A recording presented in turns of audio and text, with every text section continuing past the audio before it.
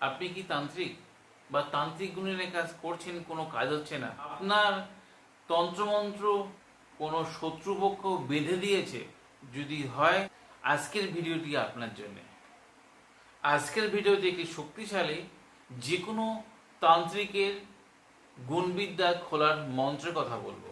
আপনি এক সময় গ্রামের সেরা তান্ত্রিক ছিলেন, আজকে আপনার কাছে কাস্টমার আসছে না, কোনো কারণে আপনার তন্ত্রমন্ত্র গুণবিদ্যা কোনো তান্ত্রিক বেঁধে দিয়েছে। যদি এমনটি হয়, তাহলে আজকের এই মন্ত্র আপনি শিখে রাখেন। আর আপনারা যদি তান্ত্রিক গুণের কাজ শিখছেন বা করছেন, তাহলে এই প্রয়োগটি শিখে রাখেন, আপনার যে কোনো সময় কাজে আসতে পারে। ভিডিও একটি শক্তিশালী মন্ত্র আছে, সেই মন্ত্রটি 108 বার হনুমান জয়ন্তীর দিন অথবা মঙ্গলবার দিন আপনারা মুখস্থ করতে হবে কোনো হনুমান মন্দিরে গিয়ে। সঙ্গে আপনাদের লাড্ডু চড়াতে হবে, সিঁদুর প্রদীপ আপনাদের জ্বালাতে হবে। শুদ্ধাচারে ক্রিয়া করতে হলে আপনাদের আরও সঙ্গে জিনিস দুধ নিয়ে যেতে হবে, চিঁড়ে, মুরগি, খই এবং কলা পাতা। কোনো মাটির পাত্রে 5টা ভোগ লাগাতে হবে। হনুমান মন্দিরে হনুমানজির উদ্দেশ্যে লাড্ডু চড়াতে হবে।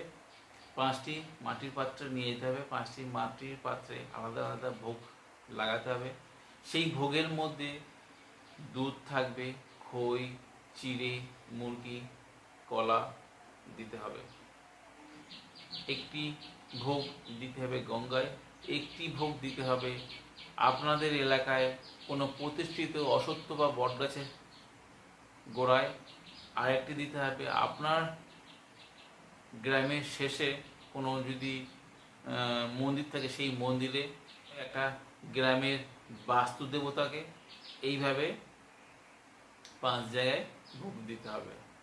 তারপর মন্ত্র যদি আপনি 3বার পাঠ করে 3বার সেই পুস্তক বা আপনার মন্ত্রে ফুঁক দেন, তাহলে কিন্তু কাজ শুরু হয়ে যাবে।